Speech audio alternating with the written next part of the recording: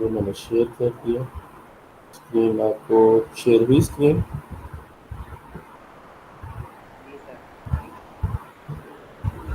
अच्छा, तो ये है आज का लेक्चर जो है 7 है अबाउट रैंडम वेरिएबल्स। होते क्या है रैंडम वेरिएबल्स, और मैथमेटिकल एक्सपेक्टेशन किसे कहते हैं, और उसकी एग्जांपल्स या इसके क्वेश्चन जो है वो आज हम करेंगे।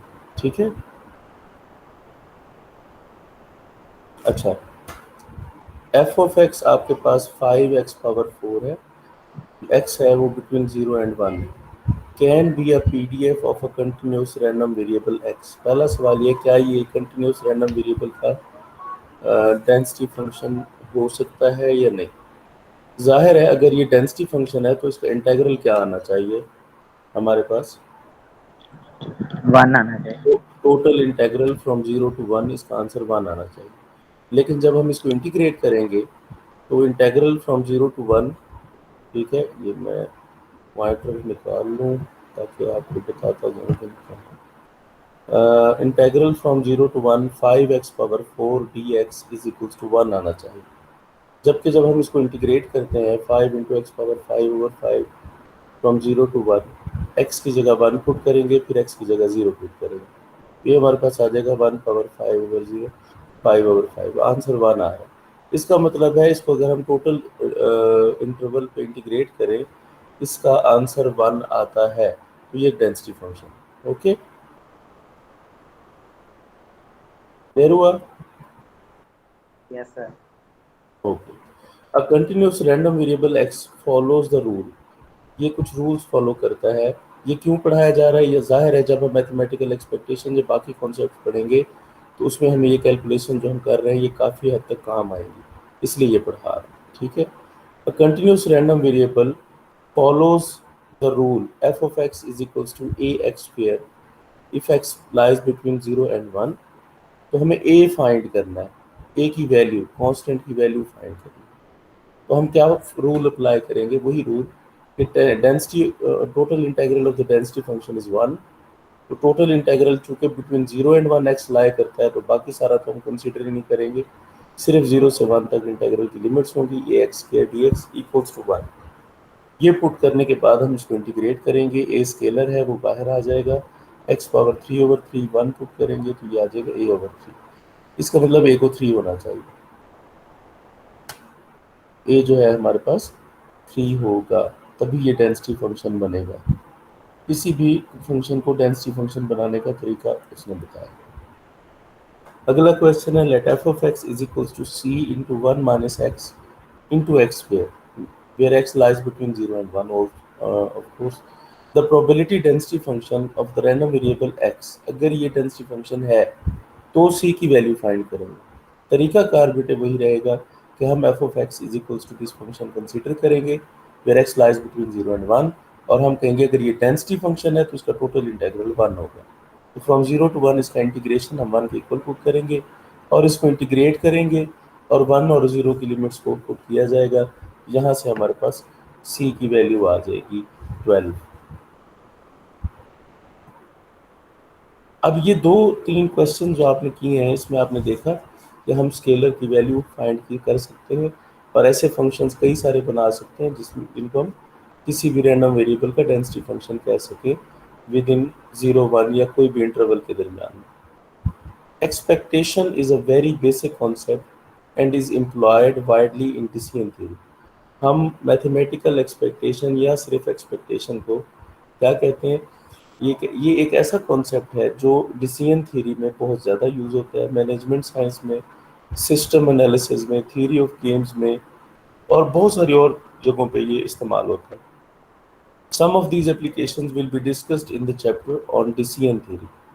हम इसमें अपने जो काम है इसमें थोड़ा सा डिसीजन थ्योरी से रिलेटेड छोटे छोटे कई क्वेश्चंस या कॉन्सेप्ट्स को हम इंटरेक्ट करेंगे जिसमें मैथमेटिकल एक्सपेक्टेशन का इस्तेमाल होगा। The expected value or mathematical expectation of a random variable x is the weighted average of the values that x can assume with probability or probabilities of its various values as weights। होती क्या है conceptually expectation होती है कि हर एक number को, हर एक random variable की वैल्यू को आप मल्टीप्लाई करेंगे उसकी कॉरेस्पॉन्डिंग प्रोबेबिलिटी से और जमा करते जाएंगे। लास्ट में जो आंसर आपके पास आएगा वो आंसर कहलाएगा मैथमेटिकल एक्सपेक्टेशन। मतलब आप किस किस को मल्टीप्लाई करेंगे, x1 और f(x1) को, x2 और f(x2) को, x3 और f(x3) को, और जितने भी x होंगे उन सबको xn को f(xn) से मल्टीप्लाई करके इन सबको जमा करेंगे। जो आंसर आएगा उसको कहा जाएगा mathematical expectation of the random variable x। ये क्लियर होगी बात? Yes, sir. Thus, the expected value of a random variable is obtained by considering the various values that the variable can be take, multiplying these by their corresponding probabilities। Her value को उसकी corresponding probability से multiply करना है and summing the products, और products जो हमारे पास इकट्ठे हो गए उनको जमा कर लेना है, तो उसको हम मैथमेटिकल एक्सपेक्टेशन करेंगे। Expectation of X is denoted by E of x.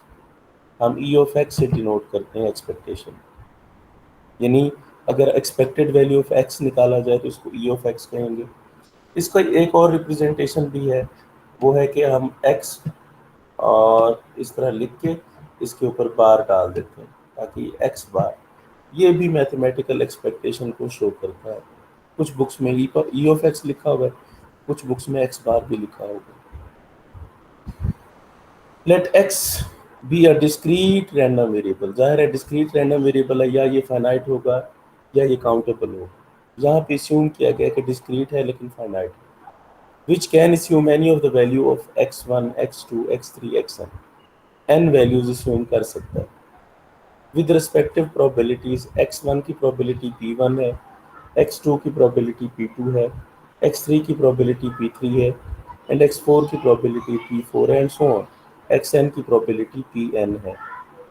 Then the mathematical expectation of x is given by expected value of x is equals to, हम x1 को p1 से मल्टीप्लाई करेंगे, जमा x2 को p2 से multiply करेंगे, जमा x3 को p3 से मल्टीप्लाई करेंगे, एंड सो ऑन, जमा xn को pn से मल्टीप्लाई करेंगे। तो इसको सुमेशन फॉर्म में उसने लिखा है i, एक्सपेक्टेड वैल्यू क्या होती है, i from 1 to n and x I P I. ये हर एक्स आई को पी आई से मल्टीप्लाई करेंगे और सम करेंगे फ्रॉम 1 to n, जहाँ पे ये जो पी आई है ये टोटल प्रोबेबिलिटी 1 होगी। Note, mathematical expectation of a random variable is also known as its arithmetic mean. इसको अर्थमेटिक मीन भी कहा जा सकता है, इसको मैथमेटिकल एक्सपेक्टेशन भी कहा, इसको ये नाम दिए जा सकते हैं। We shall give some useful theorems on expectation without proof। हम एक्सपेक्टेशन के बहुत सारे थ्योरम्स जो है वो पढ़ेंगे लेकिन उनका हम प्रूफ नहीं करेंगे। प्रूफ की हमें ज़रूरत नहीं है, हम पहले ये देखेंगे कि इनकी एप्लीकेशंस क्या है, फिर उनका मफहूम क्या है, इसको अप्लाई कहाँ कहाँ करना है, ये कैसे सीखना है, ये बताया जाए। Number 1, for two random variables X and Y, if expected value of x and expected value of y exists, so then expected value of x plus y is equals to expected value of x plus expected value of y। तो random variables के sum की expected value equal होती है सम of expected values of that random variables. This is known as addition theorem on expectation. ये है आपका expected value का या एक्सपेक्टेशन का एडिशन थ्योरम। क्लियर है सबको? मेरी आवाज आ रही है? जी sir. Okay. For two independent point two क्या है? पॉइंट टू ये है, for two independent random variables x and y, expected value of xy is equals to expected value of x dot expected value of y। ये product कब split हो सकता है? जब हमारे पास दोनों रैंडम वेरिएबल्स इंडिपेंडेंट हो, डिपेंडेंट ना हो। Provided all the expectation exist. लाजमी है एक्सपेक्टेड वैल्यू ऑफ एक्स भी एग्जिस्ट करे और एक्सपेक्टेड वैल्यू ऑफ वाई भी एग्जिस्ट करे। ये हमारे पास थ्योरम 2 होगा। This is known as multiplication theorem on expectation. ये हमारे पास मल्टीप्लिकेशन थ्योरम ऑफ एक्सपेक्टेशन है। तीसरा point, the expectation of a constant is the constant is itself. मसलन 3 की एक्सपेक्टेड वैल्यू 3 होगी, 5 की एक्सपेक्टेड वैल्यू 5 होगी। यहाँ रैंडम वेरिएबल की एक्सपेक्टेड वैल्यू तो चेंज हो सकती है। अगर रैंडम वेरिएबल का आंसर 3 आ रहा है तो उसकी एक्सपेक्टेड वैल्यू 3 होगी। Any question? नहीं है, ठीक है। No, sir. ओके। अच्छा, इस तरह है कि फोर्थ देखो, expected value of c x equals to c common आ जाएगा और एक्सपेक्टेड वैल्यू ऑफ एक्स। तो सी एक्स की एक्सपेक्टेड वैल्यू जो है उसको अगर आपने निकालना है तो फिर आपके पास expected value of c x आ जाएगा। ठीक है, तो 1 मिनट ज़रा होल्ड करें, मैं आपसे रिकनेक्ट होता हूँ, होल्ड कीजिएगा।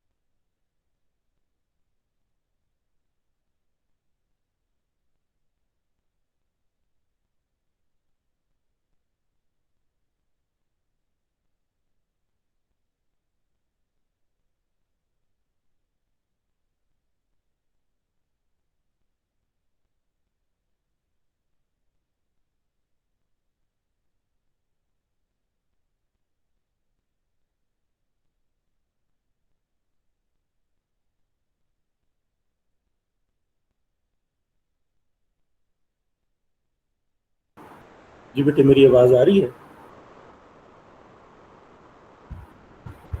जी सर। जी सर आप चलो ठीक है।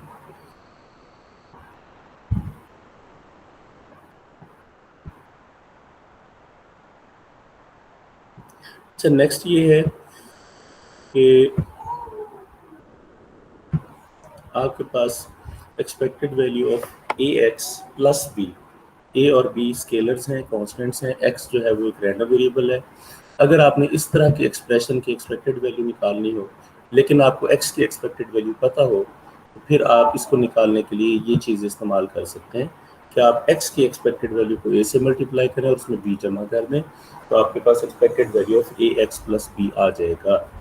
Variance of a constant is zero. Variance dispersion from the mean होता है कि मीन से डेटा लेफ्ट साइड पे कितना है और राइट साइड पे कितने फासले पे। अगर आपके पास कोई स्केलर है, कांस्टेंट है, तो उसका जो वेरिएंस होगा वो जीरो होगा क्योंकि उसका मीन भी सी होगा और मीन से उसका फासला जीरो होगा। तो लिहाजा वेरिएंस जो है वो कांस्टेंट का जीरो होगा।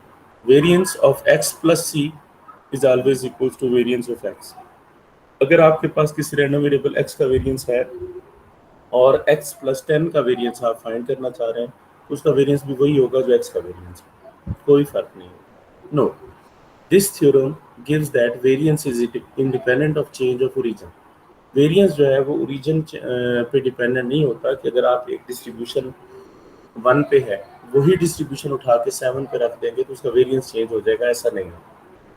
तो ये इसलिए बताया जा रहा है कि वेरिएंस जो है वो ओरिजिन डिपेंडेंट नहीं होता, उसका वो मीन डिपेंडेंट नहीं होता।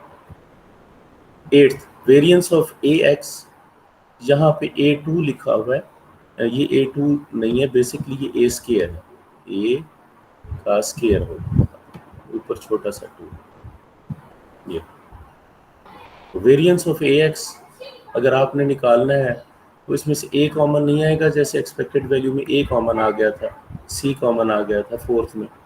इसमें क्या आएगा कॉमन? A स्क्वायर कॉमन आ जाएगा। वेरिएंस ऑफ x को हम A स्क्वायर से मल्टीप्लाई करेंगे। This theorem gives the change of scale effects the variance. अगर हम स्केल चेंज कर देंगे तो वेरिएंस इफेक्टेड होगा, वेरिएंस जो है वो इफेक्ट उस पर करेगा वेरिएंस पर। तो ये चेंज ऑफ वेरिएंस का जो कॉन्सेप्ट है वो यहाँ पे लागू होगा। नेक्स्ट है ninth, variance of AX plus B इसको ओरिजिन को चेंज कर रहे हैं और A जो है वो इसके स्केल को चेंज कर रहा है, तो B का इफेक्ट तो नलिफाई हो जाएगा, B का इफेक्ट नहीं आएगा, वेरिएंस ऑफ B 0 हो जाएगा। लेकिन AX के ऊपर जब वेरिएंस अप्लाई होगा तो इसमें से A स्केयर कॉमन आ जाएगा। Similarly variance of B minus AX का अगर आपने निकालना है तो B का इफेक्ट खत्म हो जाएगा, माइनस A का स्क्वायर बाहर आ जाएगा। तो माइनस A का स्क्वायर और A का स्क्वायर चूंकि सेम होता है इसलिए हमने इसकी जगह A स्क्वायर ही लिख दिया।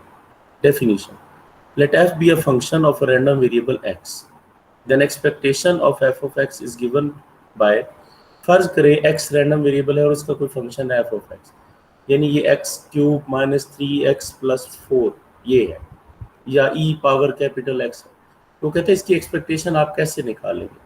इसकी एक्सपेक्टेशन अगर आपने निकालनी है उसका तरीका है कि इस फंक्शन को आप मल्टीप्लाई करें कॉरेस्पॉन्डिंग डेंसिटी से, प्रोबेबिलिटी से x की, और जितने भी प्रोडक्ट्स आएंगे उनको सम अप कर लेंगे, जैसे हमने ऊपर किया डेफिनेशन में। x1 को p1 से मल्टीप्लाई किया, x2 को p2 से, x3 को p3 से, xn को pn से। अगर यहाँ पे x होगा तो x को हम प्रोबेबिलिटी से मल्टीप्लाई करेंगे, लेकिन यहाँ पे उधर x नहीं है, f ऑफ x है, तो यहाँ पे x1 नहीं आएगा, f ऑफ x1 आ जाएगा। यहाँ पे x2 नहीं आएगा, f ऑफ x2 आ जाएगा। यहाँ पे x3 नहीं आएगा, f ऑफ x3 आ जाएगा। एंड यहाँ पे f ऑफ xn आ जाएगा। ये बात वो कर रहा है डेफिनेशन में कि अगर आपने किसी फंक्शन ऑफ रैंडम वेरिएबल की एक्सपेक्टेड वैल्यू फाइंड करनी है तो आपको उसी फंक्शन की हर रैंडम वेरिएबल की कॉरेस्पॉन्डिंग वैल्यू को फंक्शन में इनपुट देना है और कॉरेस्पॉन्डिंग डेंसिटी से मल्टीप्लाई करना है। करते करते जितने भी प्रोडक्ट्स आएंगे उनको एंड पे आपने सम अप कर लेना, जमा कर लेना। तो क्या होगा, जो रिजल्टेंट आएगा वो expected value of f of x होगी। If we take f of x is equals to x power r, अब ये f of x हमने फंक्शन बनाया x पावर r, तो expected value of x power r निकालने का तरीका ये है कि x पावर r को p of x से मल्टीप्लाई करें और सम अप करें। Is defined as the rth movement of origin.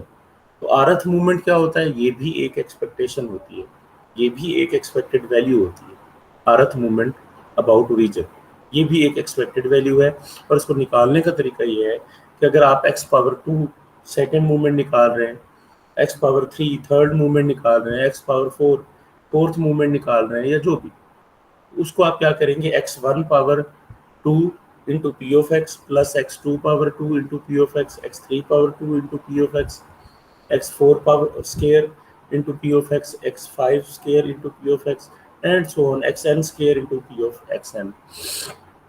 ये हम मल्टीप्लाई करते जाएंगे हर एक्स आई के स्क्वायर को पी ऑफ एक्स आई से, और जमा कर लेंगे तो हमारे पास एक्स स्क्वायर की एक्सपेक्टेड वैल्यू आ जाएगी।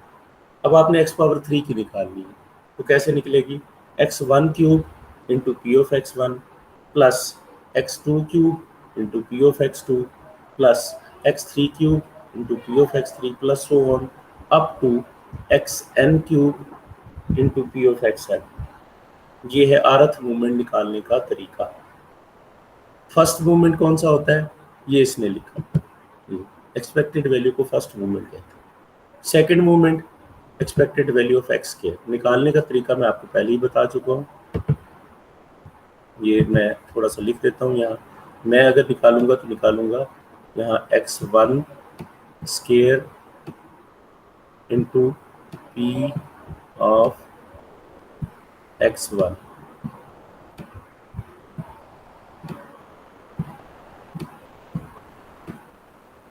प्लस यहाँ पे सो ऑन करेंगे plus x n square into P of x, ये p of x x n,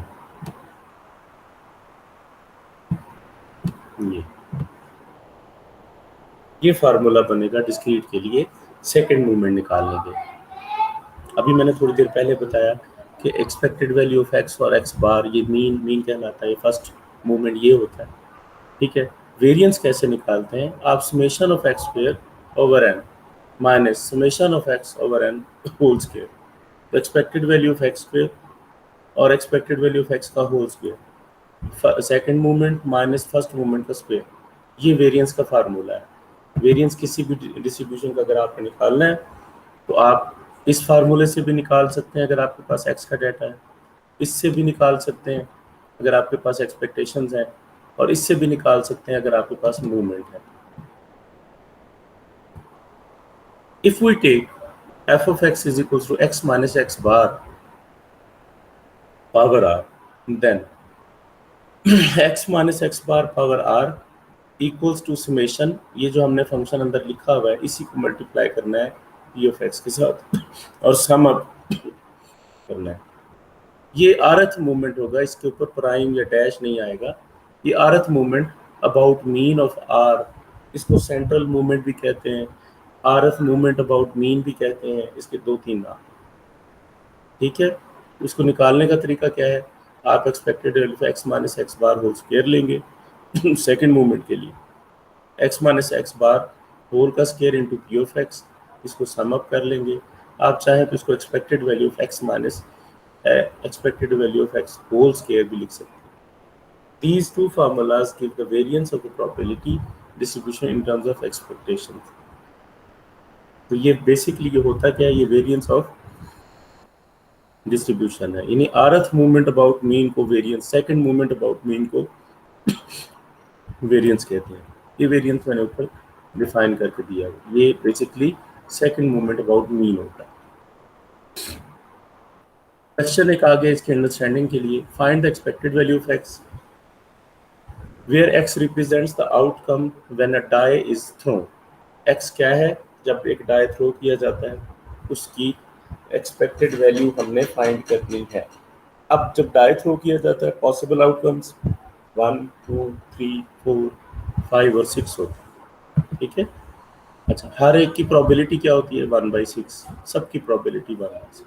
ये हमारे पास डिस्ट्रीब्यूशन टेबल या डेंसिटी टेबल आ गया एक्स का, रैंडम वेरिएबल एक्स का। हमने निकालनी है एक्सपेक्टेड वैल्यू, तो हम कैसे निकालें, हम ये करेंगे कि हम इस फार्मूले को यूज़ करेंगे जो हमने पढ़ा कि एक्स आई को पी आई से मल्टीप्लाई करेंगे। हमारे पास 6 एक्स है और 6 उनकी प्रोबेबिलिटीज, वही हमने लिखनी है, x1 into P1 plus x2 into P2 plus x3 into P3 plus x4 into P4 and so on up to 6।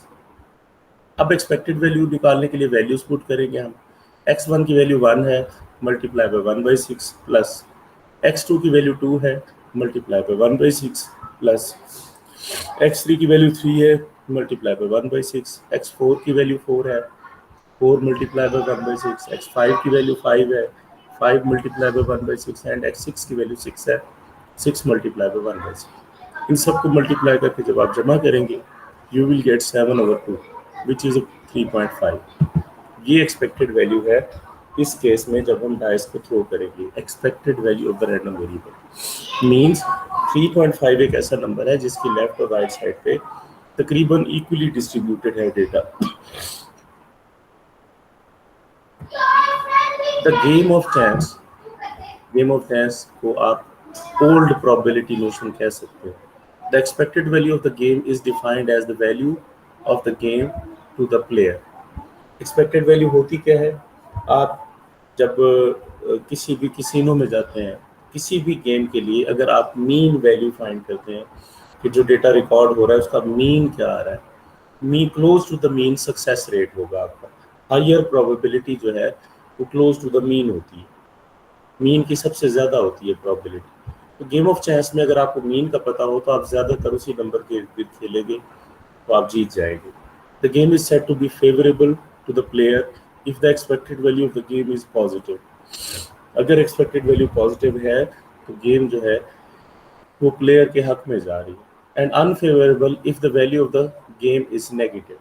अगर गेम की वैल्यू जो है वो नेगेटिव आ रही है तो फिर प्लेयर को जो है वो लॉस हो सकता है। The game is called a fair game if the expected value of the game is zero. वो गेम जिसमें एक्सपेक्टेड वैल्यू जीरो हो हम कहते हैं कि ये गेम फेयर गेम है, ना ये प्लेयर के हक में है ना ये कैसीनो के हक में। नेक्स्ट है player throws a fair dice. If a prime number occurs, he wins that number of rupees. But if a non-prime number occurs, he lost that number of rupees. Find the expected gain of the player and conclude. हो क्या रहा है? हो ये रहा है कि एक प्लेयर है जो गेम खेलता है और वो डाइस थ्रो करता है। डाइस के ऊपर अगर प्राइम नंबर आएगा वो कौन कौन से हैं? 2 है, 3 है, 5 है। ये वो नंबर है जो प्राइम है। अगर प्राइम नंबर आएगा तो वो जीत जाएगा और अगर प्राइम नहीं आएगा तो वो हार जाएगा। ये है हमारा एक रैंडम वेरिएबल। प्राइम नंबर मतलब 1 आएगा आंसर, अगर प्राइम अकर नहीं होता तो वो 0 आएगा आंसर। ठीक है, तो अगर वो जीतना चाह रहा है तो उसे प्राइम नंबर लाना है और अगर वो हारना चाह रहा है जब वो हारता है तो वो उसका नॉन प्राइम नंबर आएगा। ठीक है, hear each of 6 outcomes is throne a dice. Here, each of the 6 outcomes in throwing a dice have been assigned certain amount of loss or gain. हमें बताना पड़ेगा कि loss और gain कितना है। So to find the expected gain of the player, these assigned gains, loss is considered as negative gain, will be denoted by x. X जो है वो loss को या gain को represent करेगा, यानी कितना नुकसान होगा और कितना उसको फायदा होगा। Outcome of a dice 1 हो सकता है, 2, 3, 4, 5, 6, इसके अलावा कुछ नहीं हो सकता। अब 1 प्राइम नहीं है तो उसको लॉस होगा $1 का फॉर एग्जांपल। 2 प्राइम है तो इसको गेन होगा $2 का। 3 जो है वो प्राइम है तो इसको गेन होगा $3 का। 4 जो है वो प्राइम नहीं है तो इसको लॉस होगा $4 का। और 5 जो है वो प्राइम है तो इसको मतलब फ़ायदा होगा, प्रॉफिट होगा या विन होगी $5 की। 6 जो है वो प्राइम नहीं है तो -$6 इसको लॉस होगा। हर एक की प्रोबेबिलिटी हमने लिखी। अब हमने एसोसिएटेड लॉस को कंसिडर करना है विद द डेंसिटी फंक्शन। तो -1 को 1/6 से मल्टीप्लाई करेंगे, 2 को 1/6 से, 3 को 1/6 से, -4 को 1/6 से, 5 को 1/6 से और -6 को 1/6 से। तो हम ये सारा कुछ करने के बाद जब हम मल्टीप्लाई करके इनको सम अप करेंगे, मीन वैल्यू निकालेंगे, वो आएगी -1/6। ये अब ये नेगेटिव आ गई, इसका मतलब है अगर प्लेयर गेम खेलेगा तो वो लॉस में रहेगा। ठीक है, अगर प्लेयर कोई गेम खेलेगा तो उसे लाजमी लॉस होगा अगर रेट वैल्यूज या लॉस वैल्यूज ये हों। ऐसी वैल्यूज भी हो सकती हैं जिसके ऊपर प्लेयर जो है वो विन करे, लेकिन ये तो हमने खुद से दी है ना, associated gain to the outcome x i, ये हमने खुद से डिफाइन किया। ऐसे भी डिफाइन हो सकते हैं जिसमें प्लेयर को लॉस हो, जैसे कि ये लिखी हुई है। ऐसी भी डिफाइन हो सकती है जिसमें प्लेयर को गेन हो, कमाए प्लेयर ज़्यादा से ज़्यादा। ठीक है, अच्छा, इस नेगेटिव एक्सपेक्टेड वैल्यू का डिसीजन क्या हुआ, क्या हमें पता लगा इस नेगेटिव एक्सपेक्टेड वैल्यू से? Since the expected value of the game is negative, the game is unfavourable to the player. Player के हक में ये गेम इतनी अच्छी नहीं है। Expectation of a continuous random variable, हम बार बार सम कर रहे थे x को p ऑफ x से मल्टीप्लाई करके, बार बार हम सम अप कर रहे थे। लेकिन अगर कंटिन्यूस रैंडम वेरिएबल हो तो फिर हम सम कैसे करेंगे? हम सम नहीं करेंगे, हम इंटीग्रेट करेंगे। Let x be a continuous random variable with probability density function small f of x, then the mathematical expectation of small x is defined as expected value of x is equals to integral from -infinity to infinity x f of x dx provided the integral exist। ये कब expected value की answer दे? जब ये integral exist करेगा तब expected value की definition ये है। For example, if g of x is a function of the random variable और हम एक्सपेक्टेड वैल्यू x की नहीं निकाल रहे बल्कि g of x की निकालना चाह रहे हैं, तो फिर जहां हमने x मल्टीप्लाई किया है एफ ऑफ एक्स के साथ, वहाँ पे जी ऑफ एक्स मल्टीप्लाई हो जाएगा एफ ऑफ एक्स के साथ, तो इंटेग्रल वही रहेगा माइनस इन्फिनिटी से infinity D x. Let x be a continuous random variable with probability density function given by f of x is equals to 4x power 3, where x lies between 0 and 1. Find the expected value of x. हमें x की expected value find करनी है. We know that expected value of x is equals to minus infinity to infinity x f of x dx. In this problem, expected value of x is equals to 0 to 1 because 0 और 1 के अलावा जितने भी integral का part है वो vanish हो जाएगा, सिर्फ यही रहेगा. तो हम क्या करेंगे, 4x क्यूब के साथ x को मल्टीप्लाई करेंगे बिटवीन 0 एंड 1 और इसको इंटीग्रेट करेंगे. जब हम इसको इंटीग्रेट करेंगे ये x पावर 4 होगा जिसको हम इंटीग्रेट कर रहे हैं, तो ये आएगा x पावर 5/5. इसमें 1 पुट करने से 1/5 आएगा. तो 4/5 is the expected value of this random variable x. Any question about the description and the lecture slides? बताएं. No, sir. तो नेक्स्ट लेक्चर कर लें आज फिर है.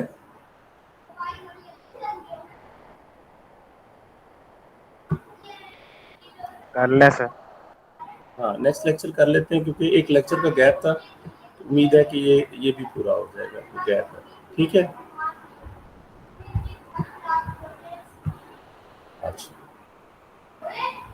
इंट्रोडक्शन टू बायनोमियल डिस्ट्रीब्यूशन होगा और इसकी कुछ एग्जांपल्स होंगे. ये ज़रा थोड़ा सा सेंसिटिव लेक्चर है. आपने बार बार जो भी क्वेश्चंस करने हो वो आप कर सकते हैं. Since we have explored the idea of the probability, we can consider the concept of a probability distribution. बल्कि मैं 1 मिनट थोड़ा ब्रेक करके फिर लेक्चर शुरू करता हूँ. जहाँ मैं